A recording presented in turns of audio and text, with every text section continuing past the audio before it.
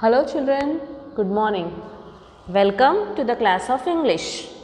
In the last class we had discussed about verbs. We had defined verbs. What are verbs? Verbs are doing words and they are often understood as action verbs.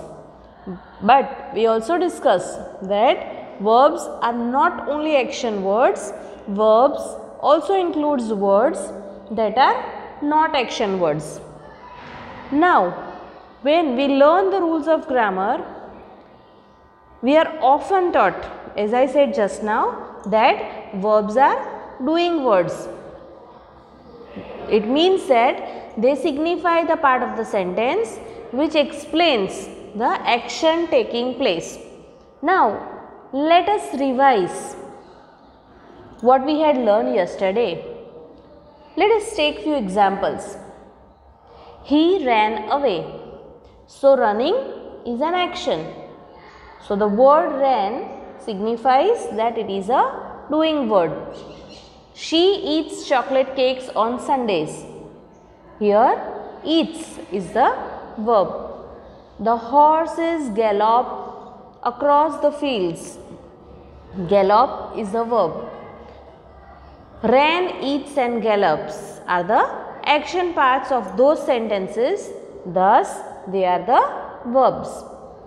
However, it can be confusing because not all verbs are easily identifiable as action. As I said you just now that all words are not action words. They can be verbs which are not action words. For example, I know your name. Now, knowing is a verb, but it is not an action. Jack thought about it. We considered several applications.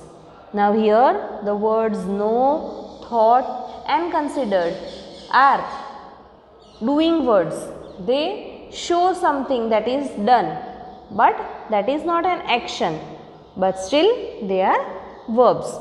So, these are non-action verbs. Now, there is no definition of non-action verbs, but these are just examples showing that there are certain words which are verbs, but they are not action words.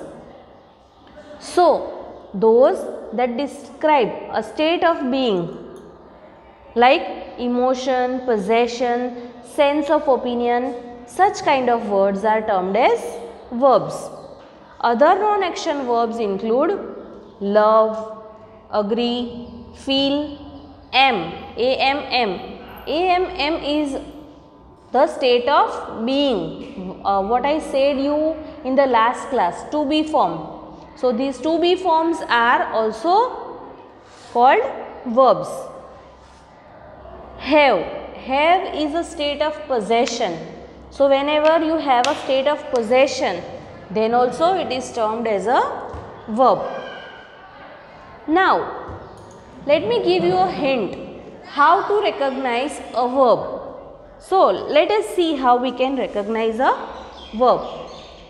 Now, from the examples above, we saw that one clue was given to help to recognize a verb, that is its location compared to the subject. You have learned about the subject, object and verb.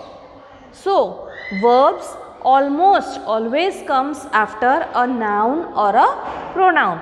So, this is the easy way to remember the verbs. How to identify verbs? Verbs are identified by their position, that they always come after a noun or a pronoun. These nouns and pronouns are referred to as the subject. What is a subject? A subject can be a name of a boy, a place, name or animal or thing. The verb thought comes after the noun Jack. When we read the sentence, then we saw that the word thought came after the noun Jack. So, here the word Jack is the subject and what he was doing? He was thinking. So, thinking is the verb. let us take few more examples. Mark eats his dinner quickly. So here eats is the verb. Now I'll read out more sentences for you. We went to the market. You write neatly in your notebook. They thought about all the prices in the competition. Now here are some other ways to recognize verbs in a sentence. Now if you are not sure if a word is a verb, if you don't know to identify even noun, and if you don't know how you can identify a verb, then ask yourself, can I do? Can I think? Wonder? Walk? Yawn? Yes. So these are verbs. You can also ask what is happening. If you ask what is happening, then the answer to that will tell you what are verbs. In the sentence, Mark eats his dinner quickly. What is happening? The process or the process going on is eating. So here what shows? It shows the action, eating. So eating is the verb. In the sentence, they thought about all the prices. What is happening? Thought, that is thinking. So thinking is happening. So here thought is the verb. Now there are different types of verbs like action verbs, transitive verbs, non-transitive or intransitive verbs, auxiliary verbs, also termed as helping verbs. Now we'll be going towards this type of words later on. Today again we'll go for action verbs. Action verbs express specific actions and are used anytime you want to show action or discuss someone doing something.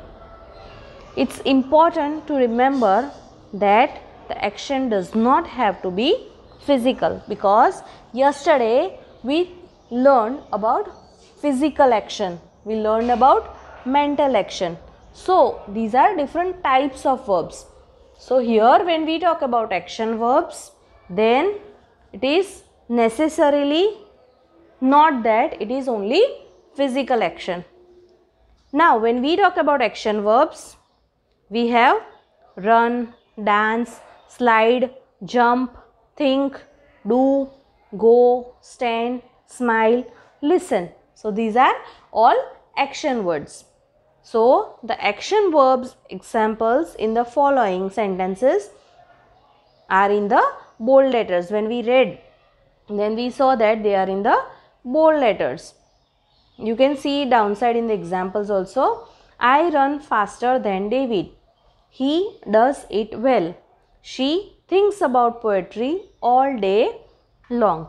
Okay, so today we concentrated only on the action verbs. Tomorrow we will be talking about transitive and intransitive verbs. I hope now you have got a better understanding about the action verbs. Today you are not supposed to write anything. Just go through the video and complete the work that is left for you. Have a good day. Thank you.